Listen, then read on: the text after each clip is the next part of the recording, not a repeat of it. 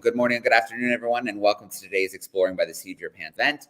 My name is Joe Grabowski, and I'll be your host for today. Happy World Ocean Week to everybody, but it has come to that stage of the week. I can't believe it already. We are at our final live event. It's been an awesome week in partnership with the Explorers Club. In fact, here I am in downtown New York in the map room broadcasting live at the Explorers Club. Let's look at some of the cool stuff we have around here.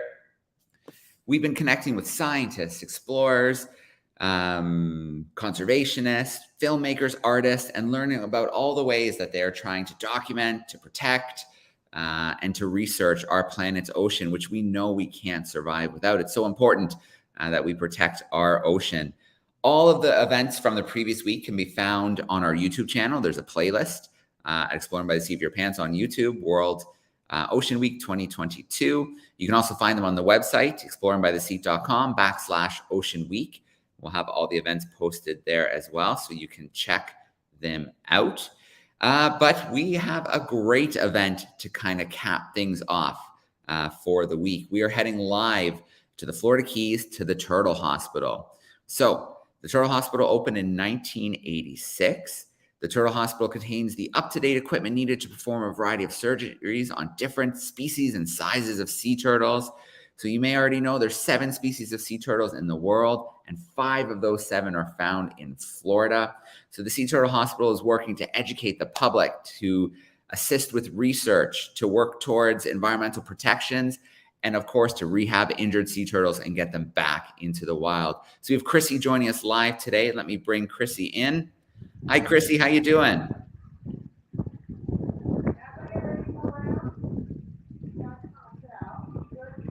Hello. You guys hear me? We got you, Chrissy. It's so great to have you joining us. All right, so welcome to Turtle Hospital. I'm going to tell you about the species of sea turtles we have and things we do and what you can do to help the turtles. So happy World Ocean Day. So before me here, I have a green sea turtle. Now, green sea turtles get to be about 500 pounds, 3.5, 4 feet long. And they're not actually known because they're green on the outside. They're actually green on the inside. So due to their diet of seagrass and algae, it gives them a very green fatty tissue, and they're known for their green meat instead. Sailors that would travel in the ocean used to round up these green sea turtles and throw them on board their ships on their backs. So when a sea turtle is upside down, it cannot right itself. It's called a stay put position. They can stay out of the water for a long period of time. They used to provide the sailors a fresh meat for the long voyages. Here in the Keys, we had a turtle cannery. They would can that meat for stews and soups. But in 1973, they passed the Endangered Species Act. You can no longer harvest them for their meat, shell, eggs, or leather, but other countries eat their eggs, just like we eat chicken eggs here in the States. Now, this is Chance. He's been with us for quite a while now. He was actually hit by a boat. The top part of their shell is called the carapace. The underneath side is called plastron. Each one of the individual sections are called scutes. And it's made of the same stuff your fingernail is, which is keratin. Sometimes when they get hit with boats or jet skis or some blunt force trauma happens to their shell, their spine gets hit and they become what we call paralyzed. If you'll notice, he really doesn't move his back flippers very much. He has no control over them. And sometimes air will get trapped inside their shell. Well, it's like putting a life jacket on. With a life jacket on, these turtles can't be returned back to the wild because they can't get down to forage for their food. So what we do from here, and you're going to see some other turtles, we attach these lead weights to their shell. They're going to be these round discs on their back of the turtle shell, and it makes their bottom go in the water. Now, we had the first recorded turtle here with it in 1989. His name was Bubble Butt. And every turtle after that, it was actually called the Bubble Butt Syndrome for a very long time. The white spot on the part of his shell, that's where he just lost his lead weight. He just had a physical, so we're waiting to get some samples from him. And we got to wait for that shell to heal and peel a little bit before we can add another lead weight. So he's just up here chilling for right now. These tanks are kind of like their own personal hospital bed. Most of them are going through different stages of care. And over here, I have a different species. Now, this is what we call a juvenile Kemp's Ridleys. Kemp's Ridleys only get to be about 100 pounds and 2 feet long. They like to eat crustaceans like shrimps and crabs and snails, but they're also known as the ghost turtle because of their coloring. So they range from a yellowish to a grayish in color, and that helps them hide in the sandy bottoms of the Gulf of Mexico. I also have another little one over here. And the funny thing is, the people that rescue them are the ones who name the turtles here. But when we get a bunch of these little guys, they're what we call cold stun. And we got them back in November, or December, excuse me, December 20th. We got 20 of these little guys at one day. They didn't quite migrate south in time for the summer. And they got stuck on cold water temperatures. They become very lethargic and weak. And they get abrasions and pneumonia and predator attacks. And this happens every year. A New England aquarium can't handle 13 to 1,500 turtles. So they dish them out to other facilities, and we're at the end of the line. So we got 20 turtles in one day. So right here is Flurry. He's one of the ones we still have left here. And Yukon Cornelius was the other one. He's in still critical condition. And once they get all healed up, we won't take them back to Cape Cod. The water temperature out there is still way too cold. So one of the places they like to release them at is Kennedy Space Center, Cape Canaveral. That's where the rockets are launched from. So it's restricted water. You're not going to find boaters or fishermen in there. It's military protected. So it's more like a sanctuary for these little turtles. Now, the way you tell a turtle's age, it usually goes by the size of their shell and how much they weigh. They actually get put in a category of a hatchling, a post-hatchling, a juvenile, a subadult, or adult turtle. To get their actual age, you have to go by their bone. And, you can only tell that with a deceased turtle. So, but this little guy is doing pretty good. They have to have laser treatments on their flippers. They've had some sore flippers, but they're getting better. It's just taking some time. Over here, I have another juvenile green turtle. Now, this little turtle was actually transferred to us from another facility. We don't have a mass capacity. We can break down tanks into smaller tanks. We have a lot of space here. Other facilities do, and sometimes we get to transfer turtles. This is Walter. Walter is actually a girl, and she has something called Fibropapilloma Tumors. We see a lot of the green turtles that come into us looking like this. And so if we're dumping pesticides and fertilizers, oil spills, plastics, any chemicals that are going into the water stream and trash, will break down into their seagrass beds and algae, and it breaks down their immune system, and they break out into this herpes-like virus. It's called a fibropapilloma tumor. It grows in a cauliflower shape around their eyes. They can't see, mouths they can't eat, flippers they can't swim. And so then we'll do surgeries to remove these tumors. We have a CO2 laser, kind of looks like a light Luke Skywalker saber. It's a small version of it, very small. And it removes the tumors, and then they'll be tumor-free for 6 months to a year, and then we'll send them back into the ocean where they came from. So Walter will eventually go back, but it's just going to take time to get those tumors off. We just can't remove them all at one time. They'd have no skin left. They have to be done in stages. But this is the biggest thing we see here. But Sunny here was also attacked by a shark. You can see that shark bite on them. He also has tumors.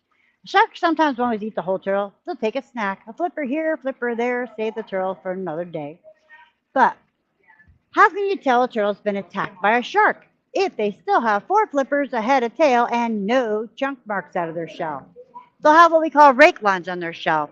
There'll be all these scratch lines all over their shell. That is actually due to the shark's teeth. Sea turtles can actually do burst speeds of 35 miles an hour, and they will twist, turn, and maneuver their body and put their shell right up the shark's mouth, using it like a Teenage Mutant Ninja Turtle shield. So now, if that wound is being cared for, but you and I get a cut, you'll tend to wash it with soap and water. You put antibiotic ointment on it, and you'll cover the Band-Aid, right? Well, you'll never guess what we use for antiseptic. It's actually something that bees make that you eat. It's honey. If it's a deep wound, we'll sometimes pack a raw honeycomb. We use a lot of meta honey as well. And thanks to some lovely beekeepers, we are very well stocked. Now, as far as a Band-Aid to fix a broken shell, well, there are a couple different things we've used throughout the years. Denture adhesive. I don't know who would have thought of that other than a dentist. Bone cement, marine epoxy, something called Hooves Glue. It's not made of horses, but it is a horseshoe glue. Think about it. Horses' hooves are made of keratin. Same stuff your fingernail is, same stuff their shell is, and it dries very quickly. The last thing we use, it actually makes our hospital smell like a nail salon.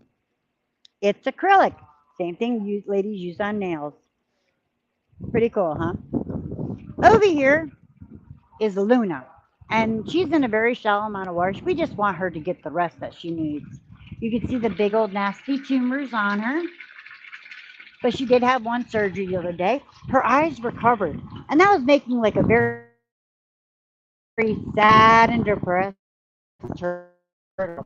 She just kept running into the wall. So they don't want to swim. They don't want to eat either, but they have a very good sense of smell. They just don't feel like eating. Just by removing the tumors from their eyes, they'll perk up their personality and they'll swim and eat the next day. Our turtles, they get to go see a veterinarian ophthalmologist. That's a fancy word for an animal eye doctor. And she'll remove the tumors from their eyes and put them on these special cancer eye drops. Twice a day, they'll get taken out of the tank for eye drops, and twice a month, we compile like up to 7 turtles in the ambulance, and they all get to go on a field trip to Miami to the eye doctor. But they have to have one fully good working eye in order to return back to the ocean. So she's got one good eye at least we know of. And then I got Brussels here. Brussels is doing very well. And we're right on the water. We don't actually have to make the salt water. We pump it in. We got a bunch of school groups coming through today as well. And our hospital is actually built on an old motel. And so the rooms, the rehab staff, like your nurses, they actually live here because they're on call 24/7 for a stranding or a turtle and overnight care. And we don't have to make the salt water. Like I said, we pump it in. And we have this big, huge pool here as well. And this houses a lot of our turtles that can't go back to the wild. And it's more a natural environment. I got a little Karen there. She lost one of her lead weights. She's one of our bubble butts that can't go back to the wild. She's only been here a year as of this month. But this pool is the original swimming pool that was built with the motel. They didn't have a lot of freshwater pools. Freshwater had to be pumped in. Pretty expensive when you're on an island. So when the founder Richie Moretti purchased the property in the 80s, he did some upgrades and he put in a chlorine pool for his guests. I turned this into an environmental learning center. And he would stock it with all different kinds of tropical fish that you find here in the Keys. So that his guests staying at the hotel could come and snorkel with the fish. We'll leave it to the kids in a very popular show at that time. The kids would ask Mr. Moretti, well, hey, dude, where's all the turtles? Because back in the 80s is when the Teenage Mutant Ninja Turtles were born. He thought that would be really cool to have a turtle here. But he found out you can't because they're an endangered species. But he also found out there was a great need to help the sick and injured turtles of the Keys. So by obtaining a permit through Florida Fish and Wildlife and having a local vet nearby, he was able to turn this into a rehabilitation center and from there into a full-blown hospital. We are the first hospital. We are the largest hospital. The fish he put in here died off throughout the years. The fish in here now, like I just saw my big parrotfish there, and there's a big 3-foot long snook and barracudas. Well, they come into these tubes. It's connected. So the water rises and falls. The fish come in when they're itty bitty. There's no real predators in here for the fish. So the fish get really big. They have a bunch of baby fish, and then we got to fish the fish out and throw them back in the ocean. There's even lobsters in here. There's eels, octopus, seahorses. You never know what's going to come through them tubes. But this pool houses a lot of the turtles that can't go back to the wild because of their injuries. Most of them have bubble butt, but not all of them. And due to those injuries, they would not survive. But guess what? They help save the other turtles. They are blood donors, and it has to be species to species. They don't actually have AB blood types like we do, but we do a blood cross match here. We have all the equipment to do that. April here is actually blind. He's not one of my bubble butts. He can't see. He's been here since 1991. And one eye is entirely missing. The other eye you can see a little bit of shadows out of. I got Smalls and Crook and little Buddy there. He's only been here a couple months there. And over there's Sam and Sequoia. Coasty. Now, Coasty here, the guy with the square weight swimming towards us right now, Coasty was actually rescued by the Coast Guard back in 1999, but his bubble butt has stunted his growth. He has not grown at all since 99. Yep, there's my barracuda down there, if you could see that big old fish as well. And Toby. And Montel doesn't have bubble butt either, but this turtle's had a lot of drama in its life. Montel only has half of a front flipper. I actually lost a flipper due to a shark attack, the other flipper due to fishing line. There's a notch in the side where Montel was hit by a boat, and Montel's missing an eye due to tumors. Then last year, we found out Montel's a girl. Now, the only way you can tell a boy from a girl by looking at them is once they're over the age of 25. Adult boys have really thick, fat tails that go past their shell or carapace, and females have these little bitty tails. Now, we do know what a lot of these turtles are, though, because when they come to us with the tumors on them, we have to do what we call an endoscope. We have to go inside of them and make sure there are no internal tumors. When there, we usually find out what their gender is, but we will not do an invasive scope just to find out the gender of a sea turtle. That huge one there, Hanson Bowie. We're actually, in a way, very excited to have her with us. She was rescued 5 years ago this June, and when she came in, she had a bit of jewelry on her flipper. It's actually what we call a flipper tag. It has letters and numbers on one side. The other side says reward to the biology department of, and the flipper tags are actually known worldwide. Here, they also get a pit tag. But when she was here, she was here in 1994 because it's her second visit. She was actually here from 1994 to 1997. She was under a Fibropapilloma tumor study and released in November of 97, and she weighed 35 pounds. She doesn't weigh 35 pounds anymore. She's actually our largest turtle. Her last weigh-in, she weighed 350 pounds, which she could even weigh more than that now. But in the 35-year history of the hospital, we've only had 3 turtles ever return for a second visit. The other 2 are loggerheads, and she's the first screen. So, but you can see on the back of her where something hit her. So she has bubble butt now and can't go back to the wild due to her injuries. But she is a very large girl. She's the largest one we have here right now. But I do have some really tiny ones too. They're not babies. They're less than a year old though. We're going to go see. And I actually have 3 species we're going to see in here. So down here, I have a Kemp's Ridley, is this little one right there. Then I have a loggerhead named Curtis. Something thought he was a chew toy. All 4 of his flippers, his head has been gnawed on. Another loggerhead here. Another loggerhead. And this is a Hawksville Turtle. Both of these are Hawksbills. Now, Hawksbills get their name because they have a bird's-like beak like a hawk does. And they get to be about 100, 150 pounds. And they like to eat corals and sponges. But inside those certain corals and sponges, there's a glass-like shard material. It'd be like eating a mouthful of broken glass. But it's also what gives them a beautiful shell. These guys, that's what gets them in trouble. They're actually hunted for their shell. Their shell is made into something called tortoise rim glasses and jewelry and guitar picks. So, but he's a little guy. And over here, the other little one is Coconut. Now, the funny thing is about Coconut, a few weeks back, we had some really nasty storms out there. And it doesn't always have to be a tropical storm, even though we just had Tropical Storm Alex come through. We'll have what we call gale force winds. And it blows all that sargassum and seagrass into the docks, beaches, marinas, and mangroves, right? Well, there's some people out in the water, and they thought it was a coconut in the mangroves. And then it moved, and they realized, hey, that's not a coconut, that's a turtle. So they picked it up, brought it in, and they named it Coconut. He's just actually waiting for a boat captain to give him a ride back out there. He's probably just beat up from the storms, but he was just tired out. He's doing very well. But the little one, Curtis, that was a chew toy, and Raven even has a little, the Kemp's really has a triangle in her flipper. Something thought they were food. Only 1 in 1,000 of these little guys will actually make it to adulthood because birds, crabs, bayfish, sharks, raccoons, everything wants to eat them. So by keeping them here until, for a little while, just gives them a little bit of a better start. They get to eat some really good food and grow a little bit bigger, and then we're going to get them back out. They're actually scheduled to go out any day now. We're just waiting for a nice kind of sunny day and some time to get them out there. But they're ready to go, all of them. Even the little one who only has 3 flippers. He passed the swim test. May 1st, October 31st, for the state of Florida, lights out on the beach, turtles dig in the dark. So they see artificial light, they tend to go toward that light. They'll end up in swimming pools and parking lots and all kinds of places they shouldn't. So you might see red lights up and down the color of the beaches. That is the color they kind of filter out to hopefully not get them disoriented. So down here we start about April 15th because our turtles like to nest early.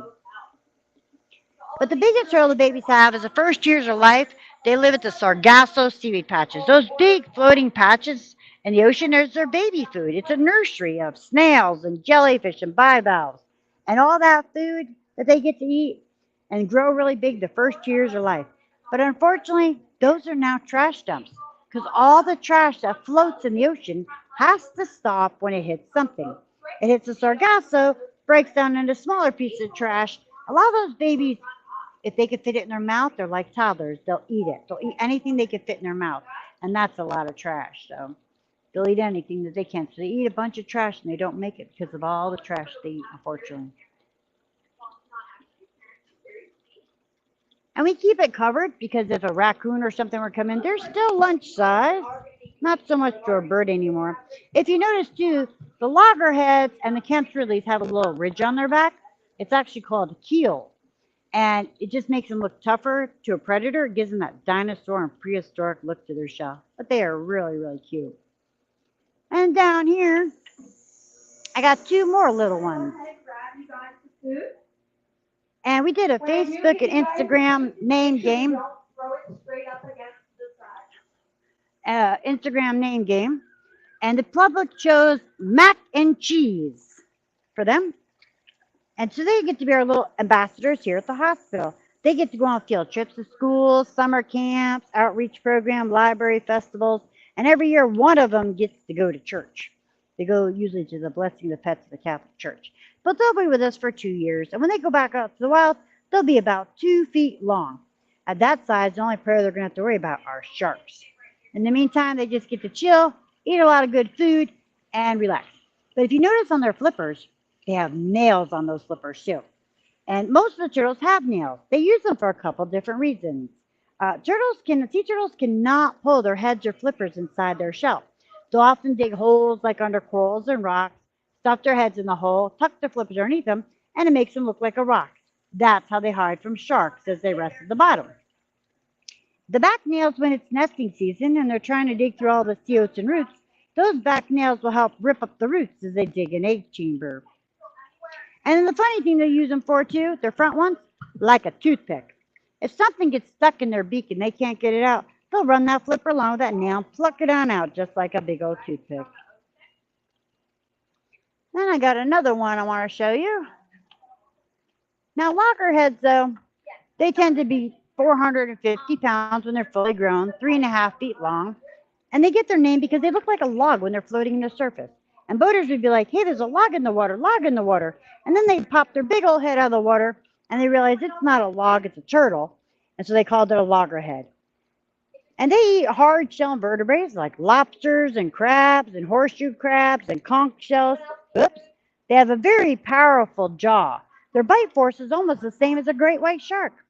And they have a tiny little brain. For such a large head when they're fully grown, their brain is only the size of your thumb. That's it. And this little guy is Grady. He was entangled in cargo net. His rescuers tried to release him right away, but he wouldn't swim and he wouldn't dive. And so they picked him up. I just think he was really exhausted, probably from trying to swim so long with those cargo net wrapped around him. He did have a rope burn around his neck and his flipper, but it's healing up very nicely.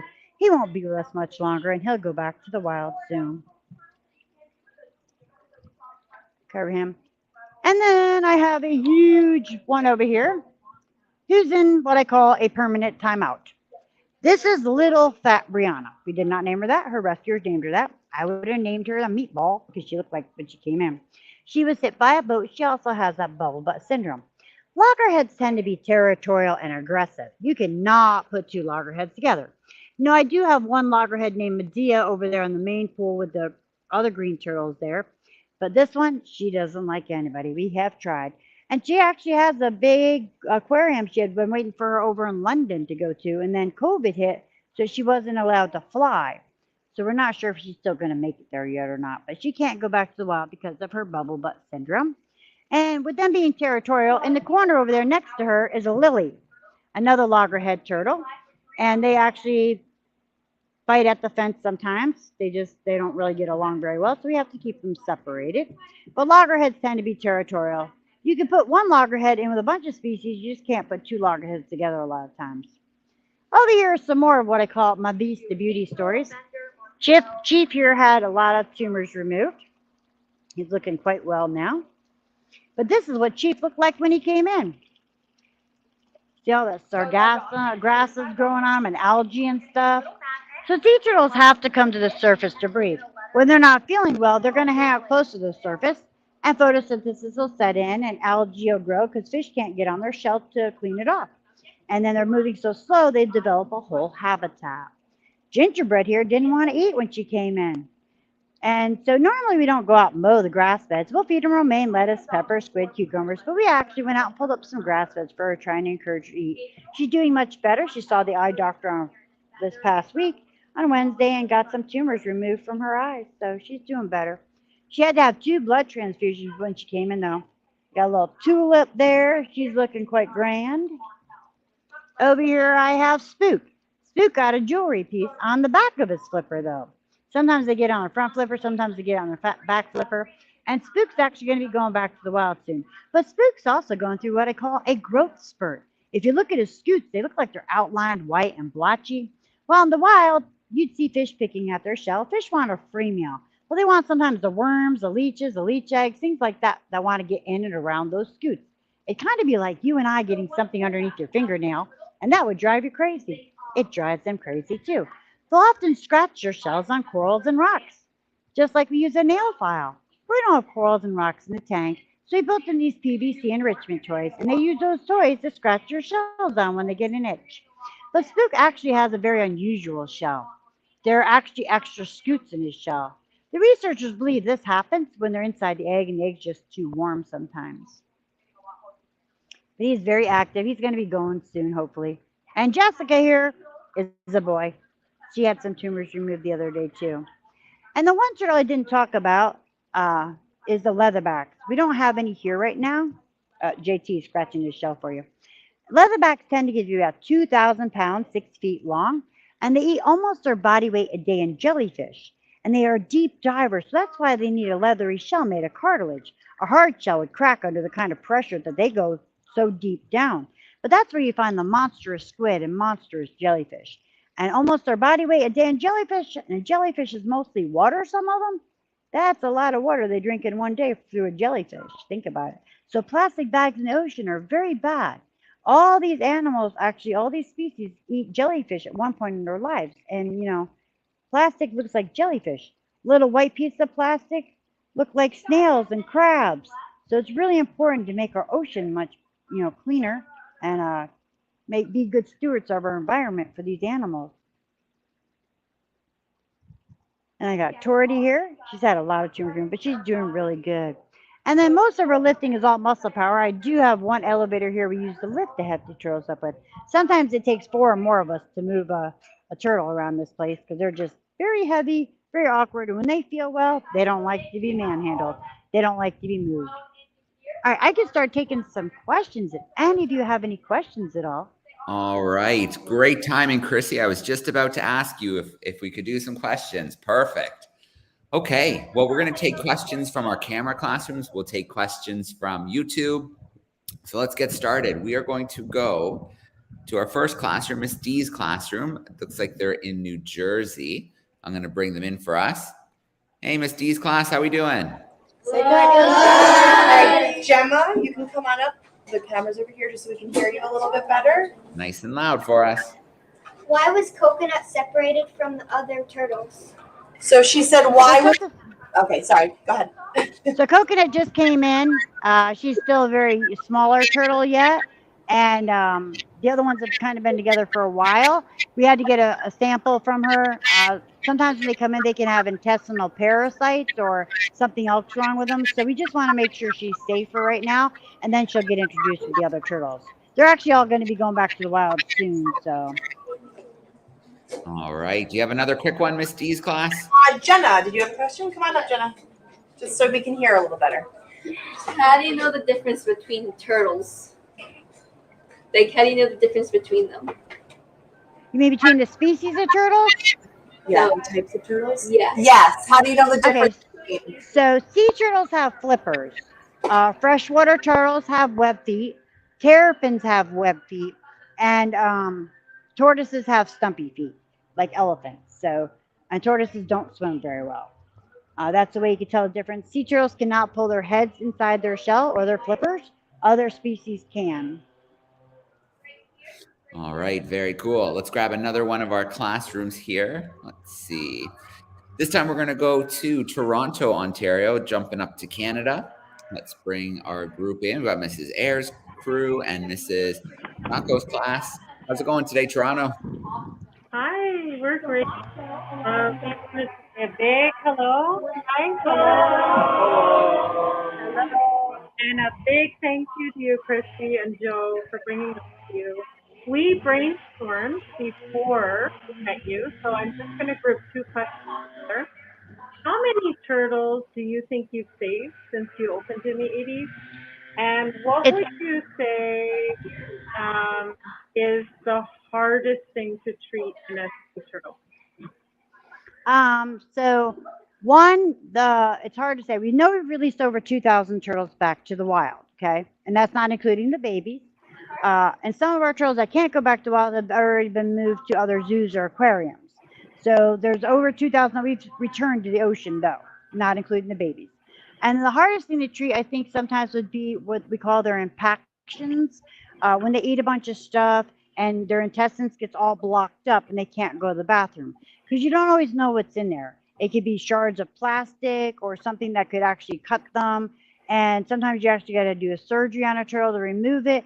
And that could be, you can't go through the shell. We usually go through the leg cavity. So it can be a very delicate surgery for them. The tumors, we use the lasers to remove them. But yeah, sometimes I think they're impactions because you never know what's going to come out of them too when they go to the bathroom, when it does finally come out. Thank you Okay. so much. Awesome. Thank you for those questions. YouTube, let's see what we have on YouTube. So let's see.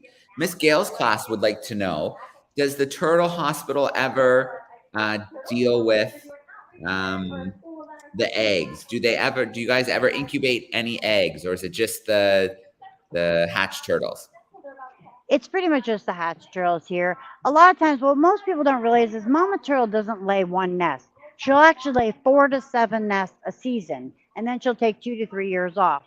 And so a lot of times if the turtle has eggs inside of her, she's going to have to get rid of those eggs because she knows there's more eggs building behind those eggs. So otherwise she'll get what's called an egg impaction. The way I like to explain it to kids is sometimes if you're trying to put peas in a straw and one pea gets stuck, the rest of them can't come out. And so, you know, that's the same way with the turtles. Those eggs can get stuck in there and they can get what's called an egg impaction. We did have a turtle a few years back that came in. We tried to incubate the eggs, but nothing ever happened to them. I believe Miami Zoo or Miami Aquarium, one of the two, just had a turtle that came in, and she had eggs, and they're trying to incubate those eggs too. So we'll see if those hatch. Okay. Let's go back to another one of our camera classrooms.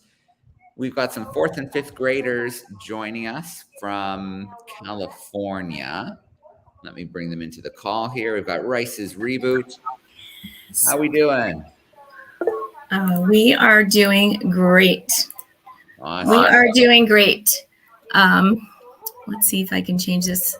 Questions, boys and girls, turn on your cameras and get ready to ask some questions. How's that? Is that better? There we are. Awesome. I got a couple kids with their hands raised. Malachi, why don't you go first? How do turtles get brain tumors? How do they get those tumors? So we all have viruses in us. They just don't come out unless our immune system's suppressed. And these turtles are so little. They're somewhere between a toddler and a teenager that they don't have that immune system built up. So when they start feeding on toxic grass beds and swimming in toxic water, it's like feeding a baby poison. And you wouldn't feed a baby poison, so it breaks down their immune system kind of, and the virus comes out in the way of these cauliflower-shaped tumors. And they grow, as long as they're on the outside, we can usually help the turtles. Unfortunately, if it's on the inside, it's usually death to a turtle because it's already gotten too far and we can't help them. All right, how about Isaiah? How come only one species of turtles only have claws? Oh no, there's the Florida turtles, 4 of the 5 species all have the claws. Why do some have claws and some don't? Well, the leatherbacks, they have bigger flippers. They're much, much longer. And I think because they eat jellyfish, if you ever looked inside of the mouth of a leatherback turtle, they have what's called papillolia. Their whole mouth is one big million spikes. And it's like, that's why they keep the jellyfish going down. And, but they use it to help tear up their food. And, but leatherbacks have bigger flippers. So they use it, the other turtles use it for mating season too. Thank you so much for all this information. I find this extremely interesting. I have a question about the tumors. What do scientists think causes these tumors?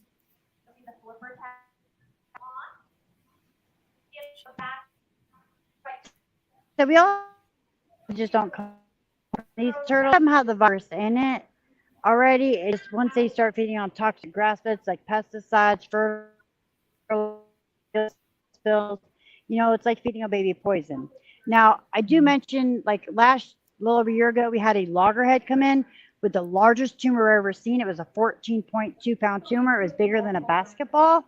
And loggerheads don't really eat grass feds. But there are also turtles that actually crossbreed. We have hybrids out there. So I always say, well, how did it, who's to say that a turtle doesn't have a little DNA of green in it, being a loggerhead? And the other thing is I call it the blood bugs. You know how we have ticks and lice of the wild that spread diseases? Well, there are leeches in the ocean. Who's to say those leeches don't spread the diseases as well? All right. Thank you so much for those questions. Very cool. We've got a group in Oshawa joining us, Northern Dancer Public School. How are we doing today, Oshawa? I bet you have lots of questions for us. Let's take a couple questions. Oh my golly. And actually, they brainstormed some amazing questions, but a lot of them were answered. But Kai has a question. So Kai, take this off. Go ahead, Kai. What is the oldest turtle that you have rescued? That is hard to say. It is hard to say because you really don't know the age of the turtle. We used to have a turtle here that came to us in 1989. His name was Bubble Butt. He was the first recorded turtle ever with the air inside of his shell. Unfortunately, he just passed away a little over a month ago, and he had been with us for 33 years. But like I said, with Coastie over there, that one over there, he was actually rescued by the Coast Guard back in 1999. But his bubble butt has stunted his growth. He hasn't grown at all. He's only the size of a juvenile, but his age, he'd be an adult turtle right about now. Thank you for answering that. Hassan, did you have one more question? Okay, we have Hassan that wants to ask a question. Have you ever rescued turtle eggs? Actually, that's my second job. I actually work with the nesting beaches here in Marathon. I've been doing it for 7 years now. I actually already have 5 nests this year. And I go by what the turtle says, that they're going to predict it's going to be a busy hurricane season. Because there's an old folktale that says, if the turtles are digging high on the beach, it's going to be a bad hurricane season because they're digging very high up to avoid that storm surge. And so far, my turtles are nesting pretty high this year. In the dunes, in the woods, in the vegetation.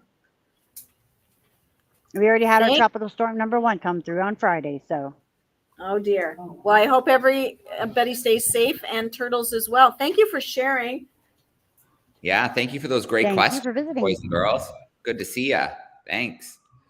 All right, I think we can maybe try and squeeze one more in from YouTube here. So let's see. Oh, so this question here is from Miss O'Hanlon's crew who are tuning in, and they're wondering, are there any tools that are used if you have to go out to do a rescue of a sea turtle? Any special tools you use? That's a very good question. Very good question. We use netting. We have like nets that we use to catch the turtles. And then we have, we don't actually have a rescue boat. We actually have kayaks in our ambulances. But actually, a lot of times it's not us that actually rescue the turtles. It's the people out on the water that rescue them, the boaters out there. And they'll call us and say, hey, there's a turtle floating. It doesn't seem like it can dive or it's entangled in fishing line. And a lot of times the first thing we're going to ask them is, can you get that turtle on board your boat, dock, or marina? Because by the time we get out there, it's going to float away. it'll drown, or it'll be attacked by predators. And so then we'll go meet them at a dock somewhere. Now, if they can't get it on board their boat, well, we have the Coast Guard next door. We can jump on their boat, or Florida Fish and Wildlife will also help us out if they're in the area and go help rescue that turtle as well. And then we'll go pick it up somewhere. All right, I'm going to turn my camera back on here. And I want to start off with a huge shout out to all of our classrooms.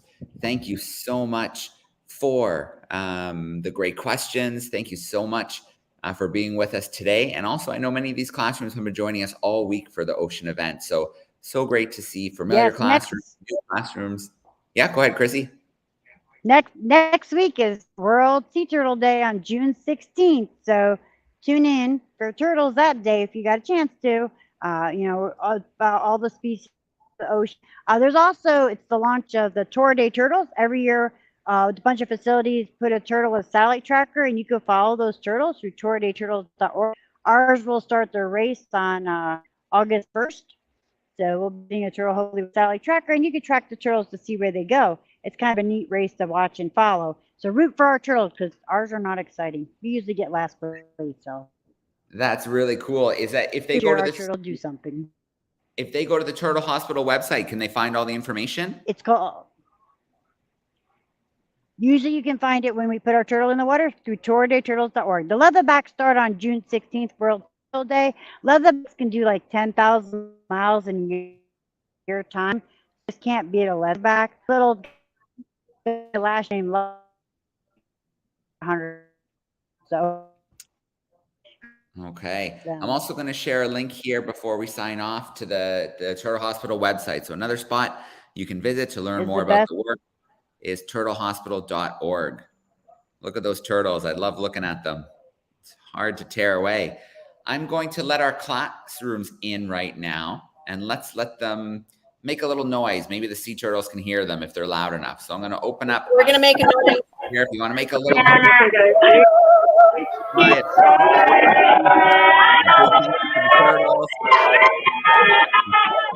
Thank you so much, classrooms.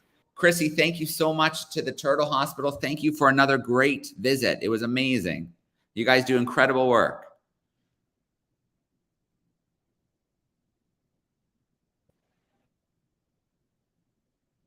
Oh, I think we lost Chrissy's sound, but Chrissy, thank you so much. Thank you to the turtles. Keep up the great work. We can't wait to visit again in the new school year. For now, we're going to sign off.